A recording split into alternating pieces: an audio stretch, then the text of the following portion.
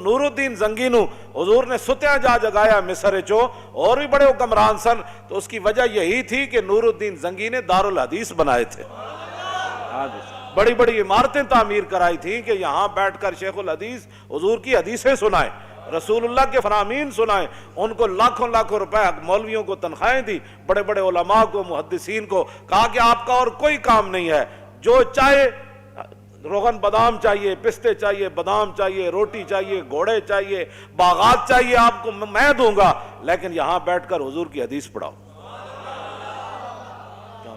تم نے اہل قرآن کی کیا عزت کی ہے؟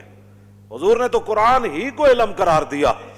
ہاں، حضرت زیاد بن لبید کہتے ہیں نا، حضور نے فرمایا یہ وہ وقت ہے کہ جب علم چلا جائے گا، تو کہتے ہیں میں نے عرض کی حضور کیف یذهب العلم نحن نقرأ القرآن ونقرئ ابناءنا ويقرئ ابناؤنا ابناءهم الى يوم القیامہ، حضور قرآن علم کیسے چلا جائے گا؟ پھر آپ کی امت پر زوال آ جائے گا، ہم آپ سے قرآن پڑھتے ہیں، ہم اپنے بچوں کو پڑھائیں گے، ہمارے بچے اپنے بچوں کو پڑھائیں گے، ان کے بچے پھر اپنے بچوں کو پڑھائیں گے، الى یوم القیامہ، قیامت تک یہ سلسلہ چلے گا، تو علم کیسے چلا جائے گا؟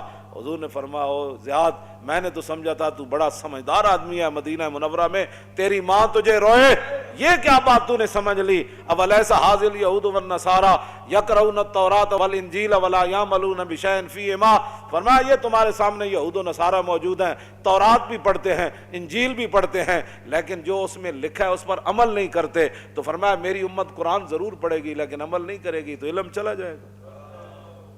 بتاؤ، یہاں تو قرآن دیکھ کر امت کو پڑھنا نہیں آتا، جن کو دیکھ کر قرآن نہیں پڑھنا آتا ان کو کیا سمجھنا ہے کہ جناب فَبِأَيِّ آلَاءِ رَبِّكُمَا تُكَذِّبَانِ کا کیا معنی ہے؟ كُلُّ مَنْ عَلَيْهَا فَانٍ وَيَبْقَى وَجْهُ رَبِّكَ ذُو الْجَلَالِ وَالْإِكْرَامِ کا کیا معنی ہے؟ وَلِمَنْ خَافَ مَقَامَ رَبِّهِ جَنَّتَانِ فَبِأَيِّ آلَاءِ رَبِّكُمَا تُكَذِّبَانِ ذَوَاتَا أَفْنَانٍ وَمِن دُونِهِمَا جَنَّتَانِ، ان چیزوں کا ان کو کیا پتہ ہے؟ اذا وقعت الواقعۃ ليس لوقعتها كاذبہ خافضۃ رافعۃ اذا رجت الارض رجا وبست الجبال بسا فكانت هباء منبثا وكنتم ازواجا ثلاثا سبح لله ما في السماوات وما في الارض وهو العزيز الحكيم يا ايها الذين امنوا لم تقولون ما لا تفعلون كبر مقتا عند الله ان تقولوا ما لا تفعلون تبارك الذي بيده الملك وهو على، ان کو کیا پتہ ہے میں کیا پڑھ رہا ہوں؟ ہاں جی، جب آپ نے خود ہی قرآن کے ساتھ ایسے کیا، بال کندھا بیان میں نقطہ توحید تو آ سکتا ہے، تیرے دماغ میں بت خانہ ہو تو کیا کہیے؟ جہاں میں بندہ حر کے مشاہدات ہیں کیا، تیری نگاہ غلامانہ ہو تو کیا کہیے؟ اقبال کہندا تینوں پتہ ہی نہیں محمد عربی دے غلاماں دا جناب، ہاں جی، انہاں دی ویکھن دا انداز کیویں تے انہاں دے چلن دا انداز کیویں، انہاں دے رہن دا انداز کیویں، انہاں دے کافراں نال گل کرن دا انداز کیویں، انہاں دا کھان دا انداز کیویں۔ کیوں جی؟ حذیفہ بن یمان اور رومیاں دے دسترخوان تے بیٹھے، ہزاراں نعمتاں پئیاں، روٹی کھاندیاں لقمہ نیچے گر گیا تے آپ جدوں چکن لگے تے نال والےاں نے کیا حضور اے کل نہ کرو، کہ ایک ہی کہن گے کہ نہ روٹی کدی نہیں ویکھی، یہ تھلو لقمے چاہ کے کھاندے، اسی دینا واسطے ہر قسم دے کھانے تیار کیتے، تے آپ نے فرمایا آترو کو سنت رسول اللہ لحاظ الہما کا، فرمایا آپ چلیا میں انہاں واسطے اپنے نبی دی سنت چھڑ دیواں۔ جہاں میں بندہ حر کے مشاہدات ہیں کیا، کیوں جی؟ تیری نگاہ غلامانہ ہو تو کیا کہیے؟ فرمایا تیری نگاہ ہی غلامہ والی، تو کدوں کہ ویکھیا کہ محمود غزنوی کنج آیا تے نور الدین زنگی دارالحدیث کنج بنائے، تو سدا بڑے بڑے مدارس تے جناب اجاڑنا چاہتے ہو، بڑے بڑے مدارس سے تسی اپنے گند داخل کیتے، ہمارا نصاب بھی پڑھاؤ۔ اقبال نے کیا لڑکیاں پڑھ رہی ہیں انگریزی، قوم نے ڈھونڈ لی فلاح کی راہ، یہ ڈرامہ دکھائے گا کیا سین، پردہ اٹھنے کی منتظر ہے نگاہ۔ اقبال کہتا ہے تے وقت آ کے دسے گا نا کڑیاں سے انگریزی پڑھ کے نہ کی بڑھیا، کیوں جی؟ کو خوب سمجھتا ہوں کہ یہ زہر ہے وہ کند، کیا فائدہ کچھ اور بھی کہہ کے بنوں معتوب، پہلے بھی خفا مجھ سے تہذیب کے فرزند، کیا چیز ہے آرائش و قیمت میں زیادہ، آزادی یہ نسواں یا زمرد کا گلو بند۔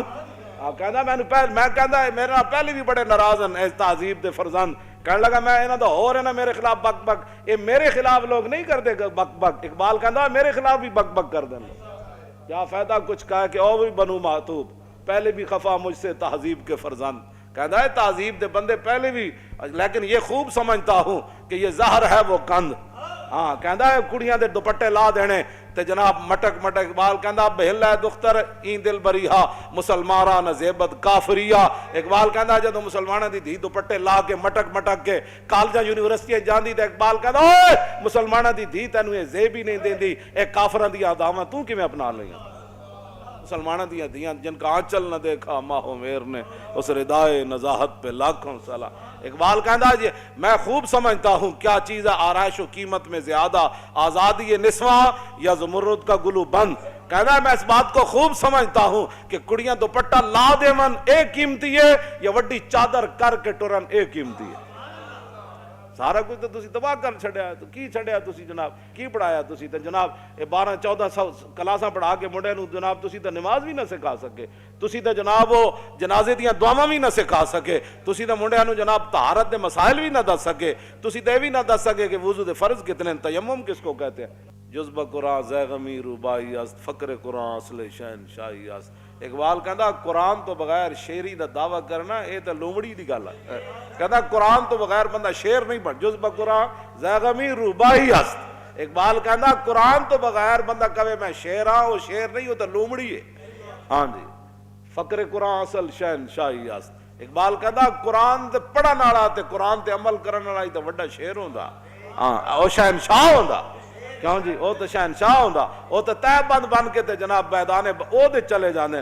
ایک نے بھی نہیں کیا حضور کپڑے تے دیو، انہاں نوں تے کفن بھی نہ ملے جڑے قرآن پڑھے ہوئے سن شیر تے جا کے میدان او دے شہید ہو گئے جناب. انہاں کول تے کپڑے بھی پورے کوئی نہیں سن، تو انہاں تے پیٹ تے پتھر بن کے تے میدان خندق کے چلے گئے. اج جناب گھر سامان نہیں سی لایا، فقر قرآن اصل شہنشاہی است. اقبال کہندا قرآن جڑا پڑھن والا ہی اصل شہنشاہ ہے. اقبال کہا جے تے صحابہ جے سامان اتارے بھی نہیں سی اپنے گھوڑیاں تو تے خچرہ تو تے اٹھاؤ تو تے پھر جبریل آ گیا، انہیں کہا جی چلیے بنو قریظہ دی طرف، فقر قرآن اصل شہنشاہی است. اقبال کہندا اے تے شہنشاہ سن. ایک صحابی نے بھی نہیں کیا حضور روٹی بھی رج کے نہیں کھادی، انہیں کہا جی چلیے بس اتنی گل ہے جناب. قبر وچ اتنی جگہ ہے، اسن دے کے رون لے اور دس تینوں دتا کس دلاسا ہو. اسن دے کے رون لے اور دس تینوں دتا کس دلاسا ہو. بندے عمر بندے دی ایویں گزری جی میں پانی وچ پتاسا ہو. تے سوڑی سامی سٹ گتے سن تے پت نہ سگ سے پاسا ہو. تے صاحب تے تو لیکھا منگسی باہو رتی گھٹ نماشا ہو. ہاں جی، اس واسطے اتنی ساری لبنی جا وہ بھی قسمت والے نو لبنی، وہ بھی قسمت والے نے رکھنا ہے انہوں تھلے، ورنہ گور کون تے دھڑال کر کے سٹ دین. پھر قبر جنہ دی جیوے ہو اور قبر پھر انہاں دی جینی جنہ حضور نال وفا کی تھی. ہاں پھر رسول اللہ نال جنہ وفا کی تھی تے اسی تو انہوں او راہ لا رہے ہیں. نور الدین زنگی کی بنایا جی دارالحدیث. دوسرا انہاں مدرسے کھولے، بند نہیں کیتے، مدرسے کھولے تے دینی کتاباں چھاپ کے تے مفت تقسیم کیتیاں. چھاپ تے مراد لکھوا مطلب تسی کہو جی اس ویلے چھاپے خانے کتے ہوندے سن، اس ویلے بڑے بڑے شعر بیٹھ کے سونا سونا خط لکھتے سن. تیسری بات نور الدین زنگی نو ستیاں رسول اللہ نے جا کے جگایا، فرمایا اٹھا ہے میری ناموس کے لیے.